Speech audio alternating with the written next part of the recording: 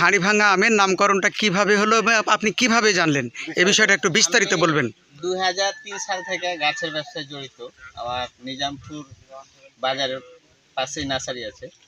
আমার নাম হলো আব্দুল আলী। আমরা গোবিন্দগঞ্জ, রংপুর, দিনাজপুর এই সাইড থেকে চারা নিয়ে আসি।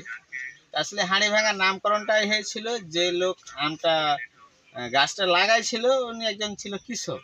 তো বাজার থেকে কয়েকটা গাছ নিয়ে যে উনি লাগাইছিল, লাগার পর অনেক হলো তখন রৌদ্র তাপ, তখন আর মাথায় আবার একটা প্লেন আসছে যে আসলে গাছটাকে বাঁচা যায় কিভাবে। আমি তো মানুষের কাজে চলে যাই, তখন পানি দিতে পারবো না।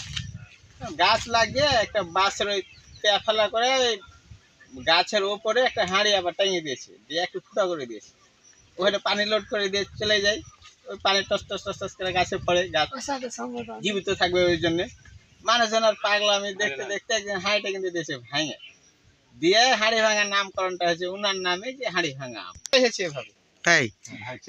আচ্ছা, আপনার নামটা বলেন। আমার নাম মোহাম্মদ আব্দুল আলিম। আব্দুল আলিম, বাসা? বাসা নিজামপুর।